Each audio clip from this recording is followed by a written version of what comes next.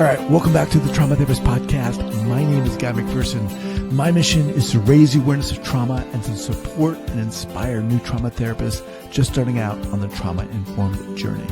I do that with my membership community, Trauma Therapist 2.0, my online courses and workshops, and the Trauma Therapist newsletter. If you're a therapist of any kind and you work with individuals who've been impacted by trauma, I invite you to head on over to my website at thetraumatherapistproject.com. That's thetraumatherapistproject.com. All right, let's get started. Andy, are you ready? I'm all set. Thanks. All right, here we go. So 5, 4, 3, 2, and 1.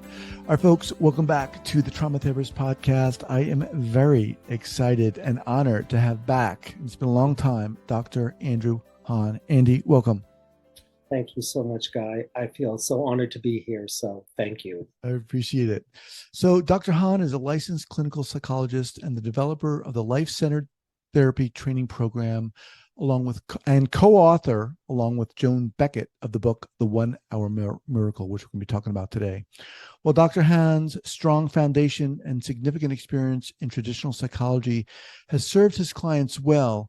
He's been untiring in his effort to better understand what is going on for people so that he could better help them live more contented and healthier lives. This calling for greater understanding, as well as certain experiences which he couldn't fully comprehend within the confines of traditional Western paradigms, led him on a search for answers that opened him up to the worlds of Buddhist and Eastern psychology, as well as mystery trainings and depth, archetypal and spiritual psychology. Andy, welcome back to the podcast. Thanks so much, Guy.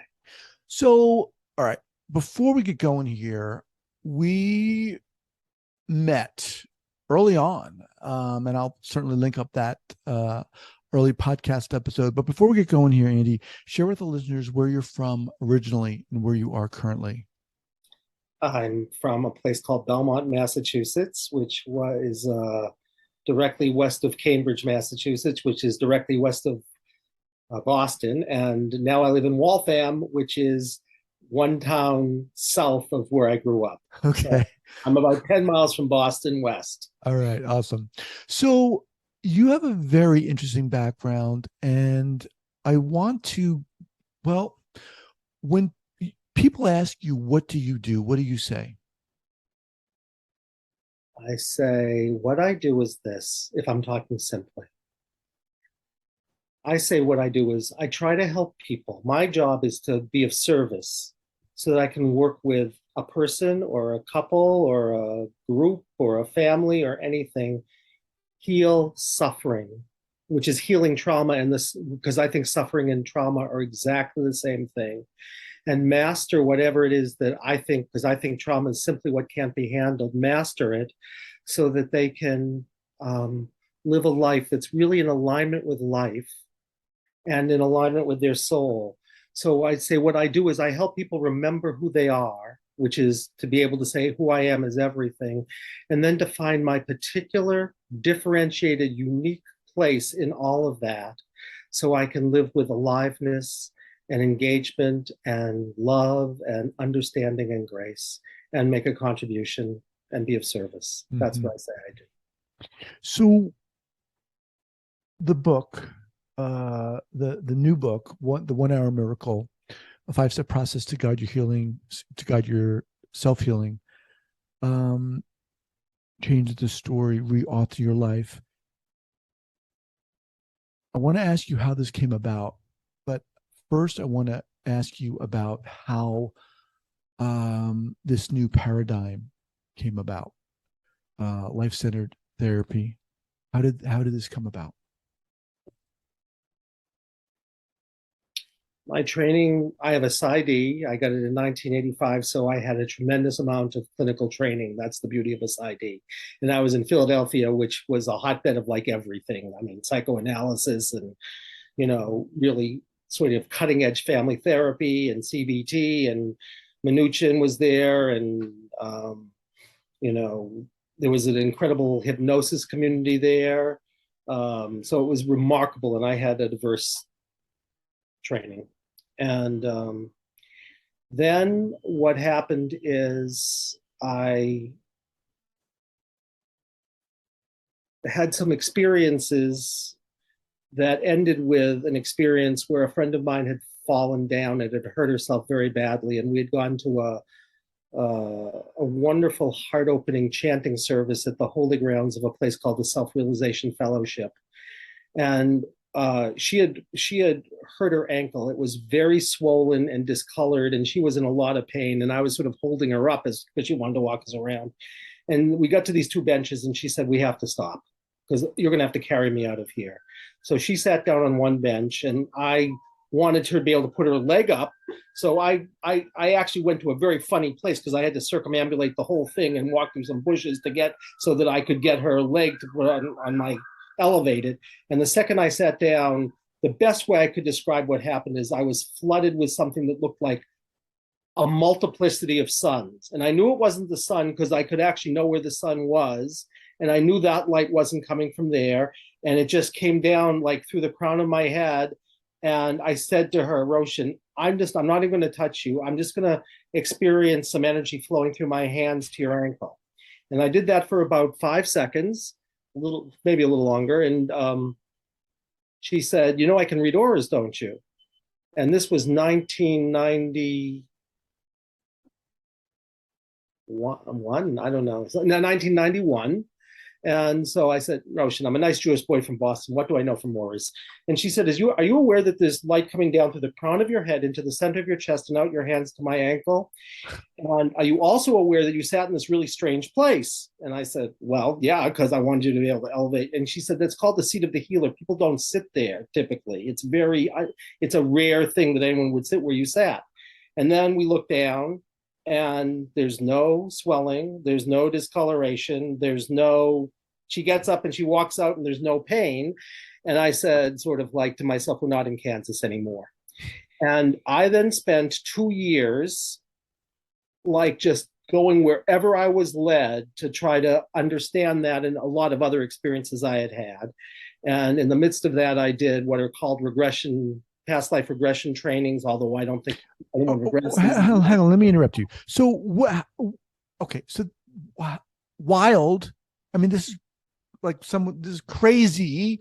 Like, you experienced this light, this energy. What did you make of this? Like, after that happened, what did you guys talk about this? Did you? We talked about it some, and she said, it's the vibration of the divine. And was this the first time you experienced something like this? Like that, yes, but I had a lot of other unusual experiences before then, but that was the first time I had an experience like that. Okay. I had some very strange experiences from the time I was young, but nothing like that. So that was the first, and it was a real change point. Okay. So continue. So you went on to, you said the next 2 years. I studied everything you can imagine. I studied Eastern mysteries. I studied Buddhism deeply. I studied the Enneagram. I studied psychosynthesis. I studied healing through touch. I studied, you name it. And then 2 years after that, I had an acquaintance. She said, "You have to go see this woman. She's doing miracles in New Jersey." Well, she wasn't in New Jersey. She was 10 miles from me.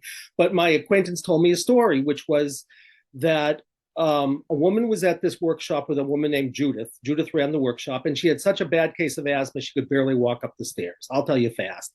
And so this woman said that Judith did this thing called muscle testing, which I'd never heard of, and had her tap all over her body while she told the story. And then the muscle testing said that the asthma was balanced. So Judith, who has a strong personality, said to the woman, "Why don't you go outside and see if you feel different?" The woman starts to walk. Then she starts to run. She runs up and down the street. She comes back, I'm told. She's like totally winded and exhilarated. And she said, "I haven't been able to run a step in 7 years." And I thought, that's a pretty wild story. So I found out where Judith was, and I found out what Judith was doing. And Judith and I became collaborators, and we took all the stuff that she knew about muscle testing and kinesiology. And she was one of Roger Callahan's first students. So she knew about what is now called emotional freedom technique, but back then was called Callahan tapping. And she had found this amazing teacher in California who's an angel, who was a craniosacral therapist. And she had done her own research, even though Judith knew nothing about psychology. She had done her own original research on loss and violence traumas. And it said any violence or loss trauma has exactly the same structure. The surface content doesn't matter. And if you know what that structure is, you can heal any kind of trauma around loss or violence. And she wrote these 2 papers about it that are extraordinary that nobody knows about. And we took that and everything I had ever studied, because I was a soul psychologist and she was basically a person who was a neurobiologist who had studied NLP, and we became collaborators for a couple of years. And out of that came what she calls healing from the body level up, and what I call now life-centered therapy. And our ways of understanding things are very different, but the work has a common root that we collaborated on. And that's how in 1993, this work started. So it's now 30 years that I've been doing a variation of it. And it looks somewhat different than back then, but it's still very simple to describe. And, so that's how it came about. And I've been doing it for 30 years. Your pursuit and your research and your wide study of different areas was what, an attempt to understand what that experience was, that energy going through you? I think it was far more than that. I think from the very earliest times, I cared about a couple of things. I wanted to understand all of the answers to all the questions in the universe. I went to a planetarium show when I was 6 years old, and it was a show about going to the moon. And I walk out of there, and my brother, who's 3, I walk out and I say, I want to understand everything in the universe. And my brother says, I want to know how to get to the moon.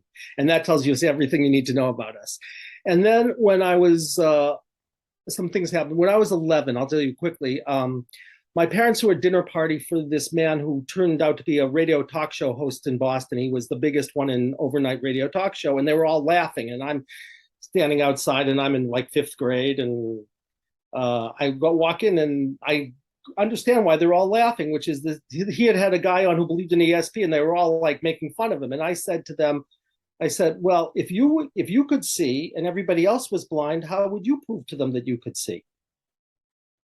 And they did exactly what you're doing. They just sat there and said nothing. So I figured they didn't know the answer, so I walked out of the room. So it's like I've always been wanting to understand what's going on, and I've always loved people, and I've always wanted to understand people and love them. And that led me to, among other things, to psychology. And then I said, there's got to be something better than what I learned in graduate school. Because I was at that point, I was a training director in a clinic, and I was a professor, and I was getting good results. I said, there has to be something better. And that's when all this started to happen. And if you told me, I'll just finish, if you told me that I would see the things that I've seen since then, I would have said, yeah, and pigs can fly to the moon, except now I believe pigs can fly to the moon, because I've seen things that make that story about asthma kind of pale in comparison. But it's really about freedom from suffering and, the miraculous quote unquote results we get in content, which we do sometimes. And I know you're interested in psychosis, so I could tell you a very interesting story about that, because I have my ideas about what I think psychosis is in terms of trauma. Well, let me ask you before you do that. What is life-centered therapy? This is a new paradigm, a different paradigm in contrast to traditional? It's a new paradigm. Basically, the idea is, why we call it life-centered therapy is we think that we have to do 2 things in life. One is we have to be life. And the best way I can explain that is the ideas of sort of the biological holographic idea of cells and bodies. So each of our cells, we have 3 trillion cells. Each of them is different on the surface, but underneath them, they all have to be the same, because you could take one of them and create Dolly the sheep. So the whole universe is in the grain of sand, so to speak. We know that. So what is our spiritual role in life is to say, I'm not what I identify with, which is the surface. Really, I am the evolving everything. I am the template. And if we know that, that means that I'm in relationship with life. Everyone is in relationship with life, and all of us are life. And so I think our work on a soul level is to become the template and to say, who I am is everything. And then there'd be no judgmentalism. There'd be no trauma, because if you're everything, anything could happen to you, and you could say, it's just part of life. I wouldn't be traumatized. And so what is the work? The work then is to say, once I do that, then what is my particularity, my differentiated soul work? So I get up in the morning and I say, I'm of service to life, and I feel so alive when I get up, because I know I'm in alignment with life and doing my part to be a vessel for whatever that is. And it's really simple to say how you do it, which is, why do people suffer? What is trauma? It's simply something that can't be handled, can't be taken in stride and integrated. If you could say, and so what is therapy? It's simply mastering what couldn't be taken in stride. And it's very simple. You could tell a 10-year-old how to do it, which is that whenever there's something that can't be handled, in that moment, a sensation is born. So, and that sensation is not a part of you. It's its own living being. It was born in a moment, and it has its whole life, and it's a living being, just like Guy is. So if I say to Guy, let's say Guy comes in, right? And Guy has motorcycle backfires. I'll try to be fast with this. And Guy has a panic attack. And I say, Guy, when you're having this panic attack, right, what's happening in your body? And you say, heart's pounding fast. And I say, Guy, I'm going to say something strange to you. You're not having a panic attack. Your little toe is fine. Someone whose name is heart pounding fast is having the panic attack. But you've forgotten that. And so you've unconsciously identified with heart pounding fast. And the second you become aware of heart pounding fast, if you could choose to become heart pounding fast from the inside out, you would consciously, in the same way that an actor would choose to become enrolled in something fully, but would know they weren't that it was an experience they were having, but it wasn't who they was. The second you choose to become heart pounding fast, you're no longer traumatized anymore, because you are the self that is choosing and then bearing witness and holding who that ever that is. And then if you tell me, oh my God, bombs are going off, and right, which is what's going on, but you wouldn't be saying that. Heart pounding fast would be, and then you'd say, oh, I'm now remembering that which has been dismembered, so that I believe that I was this part, but I no longer identify with it. I identify with the self who says, I'm here with you. And then something miraculous happens, which is heart pounding fast goes away. And theoretically, if that was the only reason you were having panic attacks, the next time a motorcycle backfired, you'd say, this is reminding me of being a soldier in Afghanistan when those bombs were going off. But it's not who I am. Who I am is the one who remembers it. And that, I think, is all, in a simple way, you have to do in order to heal trauma. That's it. So contrast this with, quote unquote, traditional Western psychology's approach. Which, well, there's a lot of traditional Western psychology, but let's say you're doing talk therapy. Well, right away, you've got a problem, because it's like trickle down therapy, right? You're going to try to talk about something, whereas I'm going to say, what you want to have is the immediate experience of it, because it's here right now. So it'd be like I was talking about Guy, and Guy's sitting here. I'd say, why not just choose to bring all your attention to Guy and let Guy be the expert? And Guy is here, and his name is heart pounding fast, except his name now is Guy from 20 years ago. Or let's say the next time it happens, and the motorcycle backfires and Guy's throat closes up and he begins to have a pain in his foot. Then I'd say, someone's here and their name is throat closing up and pain in foot. So Guy, you're going to become throat closing up and pain in foot. And suddenly you say, wait a second, this time I'm like the leader of those soldiers. And like, I'm not paying enough attention, and I've walked them into an ambush and bombs are going off, and maybe it's in World War I don't care, maybe you're not even Guy anymore, you're some soldier with a uniform. What kind of uniform is this? And you walk them into that ambush, and like you say, oh my God, like the bombs are going off, I'm watching them all die, I should have paid more attention, bombs are coming out of the sky, and like I can't stop it, and I should have paid more attention, and I never want to be a leader again. And then you take out your pistol, you shoot yourself in the foot, right? Because you don't want to be like, you want them to think that you don't want to be the leader anymore, and they grab you out of there and you lie about it and you say shrapnel hit me, and then you come to therapy and you think you're coming for panic attacks, right? But you also have OCD and you say it's like the sky is falling, but it's literally true. Or you have ADHD and you feel guilty about it. Or you say, every time I want to be a leader, I shoot myself in the foot. And you also have, like, you dropped something on your foot 7 years ago, and no one knows why you have chronic pain because they said it should be better, but you're still limping.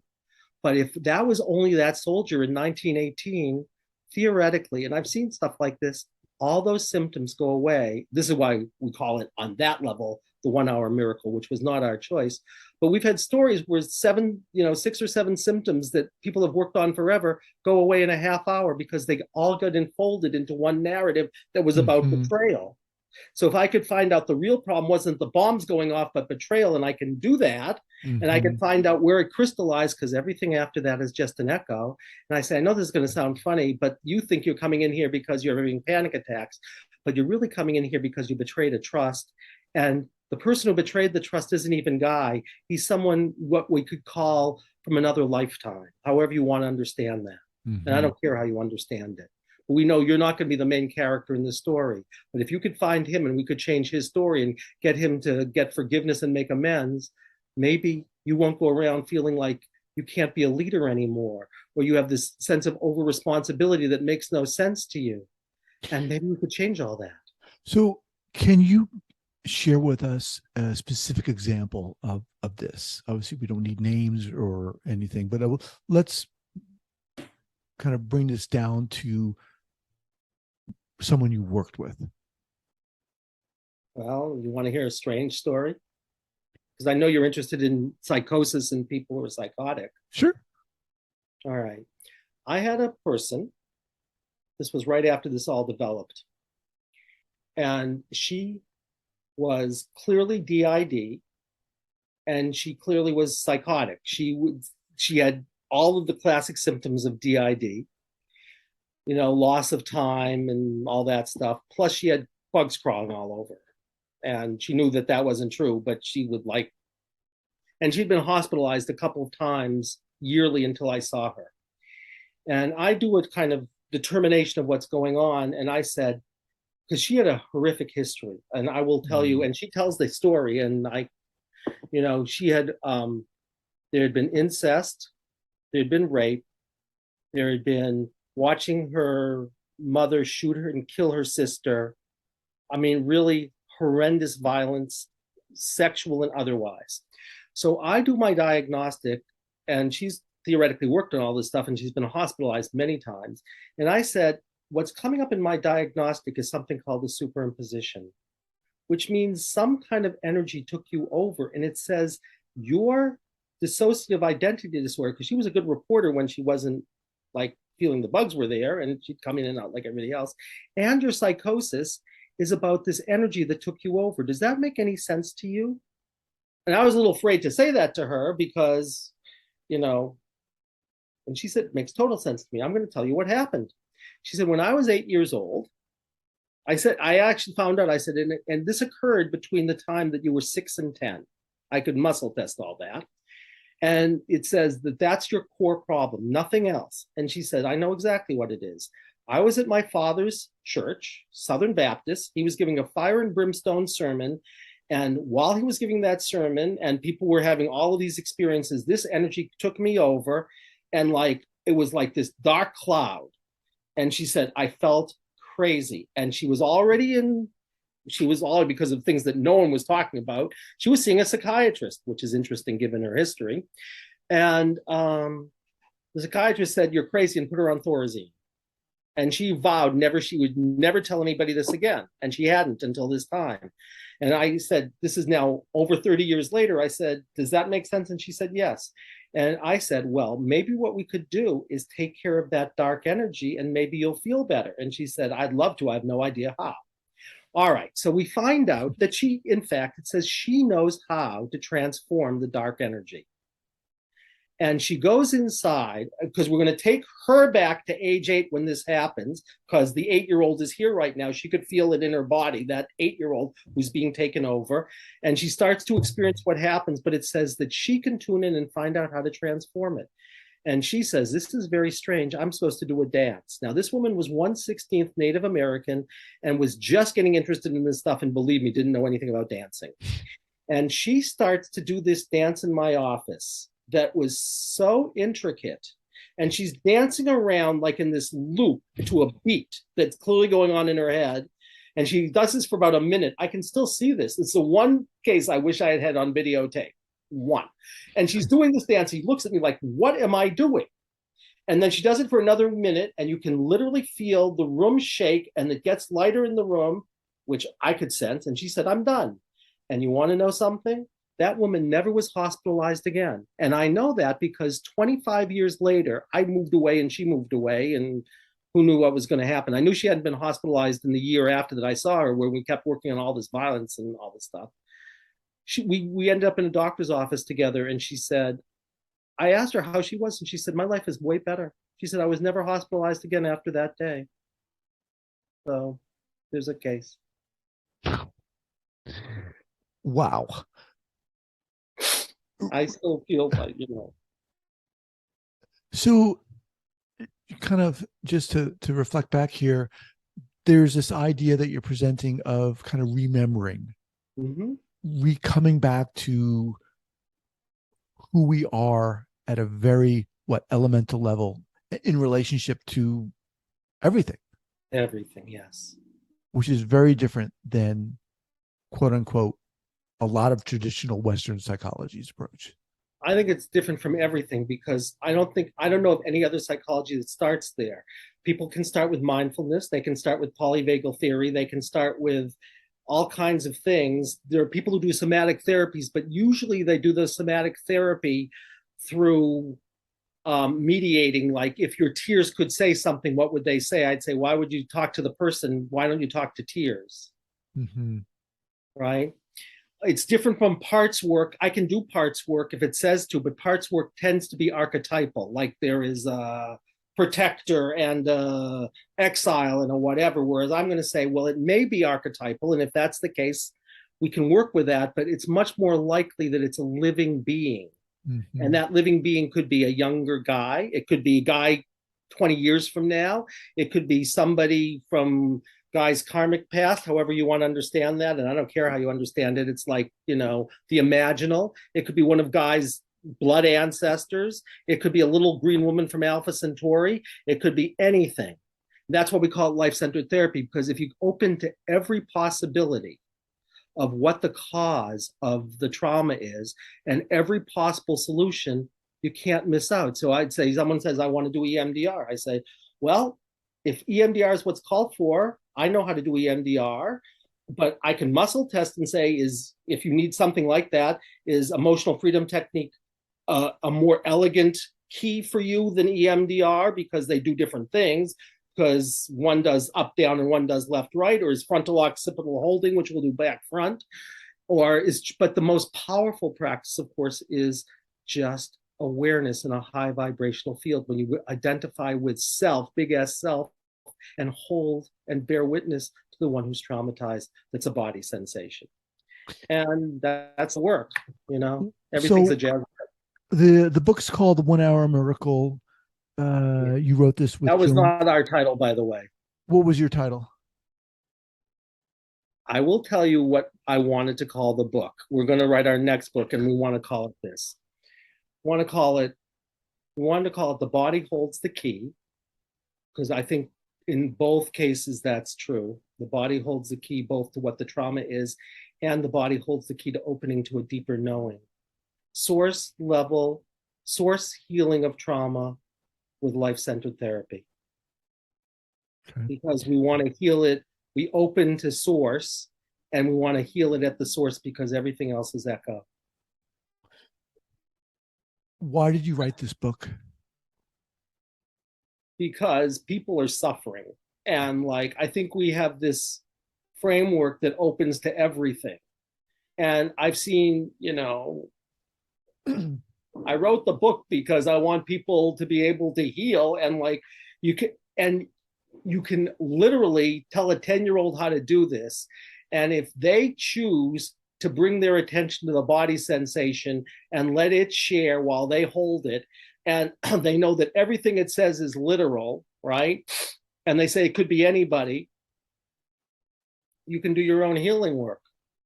So we originally wrote this as a popular book, but then they said, your book isn't long enough. You have to make it twice as long. So then we tried to tell therapists how they could do the work, but it's like, I wrote the book because I want every trauma therapist in the world to know that if you started with all of life and you started with the realization that people could do their own healing work, but that your guy is not the client. Guy is the expert on life as it comes through him, but the real client is discomfort in the body. And every time you drop into it and say, I will choose to be you and then I will hold you, you no longer are Guy. You are the self that's holding someone else that could be little Guy or anyone else. And you just say, you're the expert and you are dense life. What is a dense energy? It's matter. And what is it really? It's energy. And when you bring all your awareness to it and say, I will be with you, it goes back into its pure form, which is energy. And then suddenly the sensation goes away. And when we do that, and we are with everything we are afraid to experience, we become what is called realized beings. And then we as an identity go away. And you're no longer Guy, you're Guying. You're having the experience of being Guy, but it's not who we are. We're no identity at all. And the point here is when we get to a place of being no identity, we could say, anything I have judgmentalism of, I'm judging myself. Anything I compare myself to, I'm comparing myself to myself. Anything I'm anxious about is just something I can't say, I can be with that. I may not prefer it, but I can be with it. Mm-hmm. And that's why I say trauma, really, people say trauma is something too bad. No, trauma is simply anything that can't be taken in stride. If it's too good, that's a trauma. It just turns out to be craving as opposed to aversion. If it's too much, that's a trauma. So, I see we have something called a wonderful pattern, and wonderful patterns are things that were so good that they couldn't integrate them. People spend their whole lives reliving the original situation, like they had a boyfriend who moved away from them, and I'll never have a boyfriend like that again. And that's a trauma because they couldn't integrate it. They couldn't say, okay, that's an experiencing I'm having. It was so much better than everything else that they keep trying to relive it. Just like if it's so bad and they can't handle it, they keep trying to relive it. And trauma is subjective. Mm-hmm. If I'm a realized being, I can handle anything. I can handle being crucified. If I'm not, I'm going to scream at my father and say, why have you forsaken me? I was a good boy. But when I'm realized being, I say, I give my soul over to you. They can't do anything to me. They can kill my body. They can torture me, but it's not who I am. So they can't do anything to me. And that's what we all are striving towards, is to say, no one can do anything to us ultimately if we can say yes to everything. And then it's just like, then we say, okay, if we can say yes to everything now, how does life want to evolve when we don't get in the way because we're stuck someplace?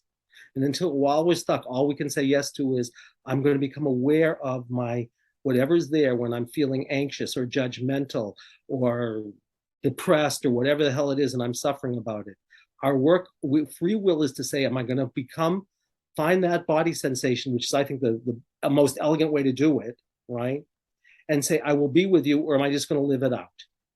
That's it. That's free will from my point of view. So I will be with this body sensation I'm calling anxiousness or anxiety. No, I call it like pain in stomach. Pain in stomach. Right? Until it tells us its name is Freddie or Sylvia, which some of my clients, when they do past life stuff, they say, I know who I was. It's 1872 and I was this train robber. And then they go back and they find there was a little article about a train robber who got shot in 1872 in the stomach and had an excruciating death, and then their IBS goes away. Right. So in a sense, the work is allowing ourselves to be with this energy. Yes. That's it. And this is not just, this sounds more than just and I don't mean to diminish modalities, but this sounds more than just another trauma treatment modality. This truly does sound like a paradigm shift. You're inviting people to change their outlook in a sense. Yeah. I wanted to say, I want to invite our field into a whole different paradigm that starts with life. And if you start with life and say trauma is simply that which can't be handled in the context of life, and so energy becomes dense. And all we're to do, I agree with you, it's a whole paradigm shift, because it doesn't start with any part of life. It doesn't start with brain function. It doesn't start with cognition. It doesn't start with behavior. It doesn't start with mindfulness. It starts with everything. And it says our work in life is to become life as it's evolving, to do our part in the evolution of a living being whose name is life, that has a body, and we are mystical cells in that mystical body. And that's who we are. And trauma work, if you're a trauma therapist, from my point of view, you have one responsibility, which is to say, I will line up with the client that's lining up with that dense energy, and I will do nothing to lead the process, except that if they need a little nudge and say, the place you might want to look is, 5 generations ago on your mother's side, which may never have occurred to you. I can find that out for you. But then everything they say, you have to know 2 things. One is you can't comment on the process. The client, once they start the process, they are telling somebody else's story. There is no client sitting in front of you that you think is your client. It's only the dense energy. So if someone says, I can't do this, you just say, yes, that's right, you can't do this.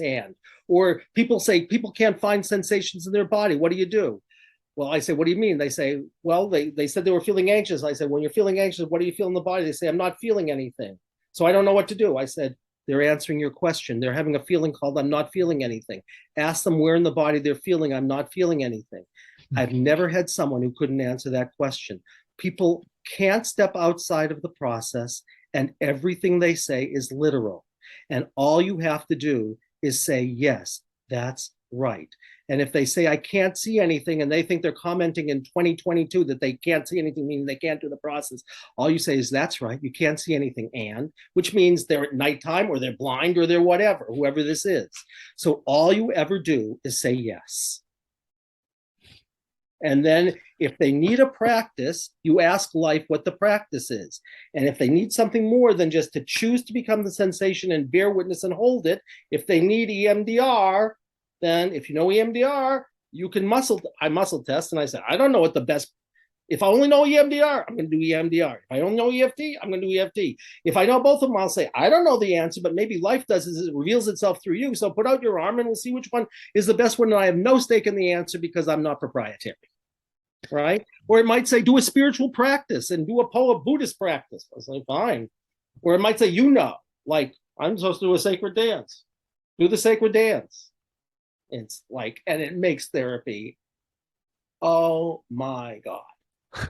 And all we're required to, which you say all the time, is we're required to do our own work, which is the same work. So whenever it is that I get anxious about something, or I get judgmental, or I get craving, or I get averse, or whatever, I say, okay. Or if anything comes up with a client ever and I have any reactivity, I say, well, all right, as soon as I have a chance, what's going on in my body? I'll be with it. I'll choose to be with it, and I'll say, what have you come to share?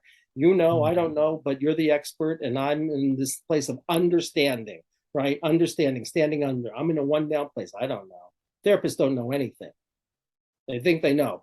They think people come to get fixed. No, people come to be told, you're the expert, but you don't know the answer either. If you knew the answer consciously, you wouldn't be here. But there's an aspect of your being inside called the self that can know. And there's a being inside called sick to stomach that has a story to share. That's it. Everything else. If it never occurred to you that you had an extraterrestrial implant and that's why it is that your ears are buzzing, well, I can find that out for you because, you could spend a lot of time working on your tinnitus. But like, if it never occurred to you that you were in a story where you prayed to the universe that you don't want to hear bad news, and that's part of your issues, and you put out a prayer to the universe which you didn't remember, but you had this dense energy in your head that's part of your tinnitus, and then you see this strange creature that puts something in your head, and now you have static, and you say, could you please undo that? And it melts it and your tinnitus goes away. Believe me, you won't care if it's real or not because your tinnitus is gone. Andy, as we wind down here, what's the best way for people to get in contact with you? Because I'm guaranteeing a lot of people are going to listen to this and they're going to want to wonder, do you do trainings and so forth? Yeah. And We do trainings. We've got our trainings because of COVID. They're all online, and we spent a lot of time, and we have really lovely trainings, and we train people online, and we mentor them online, and yes. And okay, is that life-centered therapy? lifecenteredtherapy.com, and they can find it all. If they want to write me, I respond to my own stuff. All you do is put Hahn, Andy Hahn, Hahn at lifecenteredtherapy.com. I will get an email and I will respond to you. Okay, awesome. Andy, you are intense, you're fascinating, you're inspiring, and this is a paradigm shift, and it's exciting. Thank you, Guy. I'd love to have you back. Love to continue this conversation. We can be in touch. This will go live. Well, I'll let you know when this goes live, but I want to thank you so much for taking the time to do this. I want to thank you so much for inviting me back, because it gets better with age. All right, sir. Take care.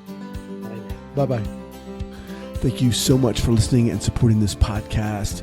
And if you'd like to join the hundreds of other therapists who are each month keeping up to date and informed and inspired about what's going on in the world of trauma, I'd love to invite you to head on over to the Trauma Therapist newsletter. That's the traumatherapistnewsletter.com.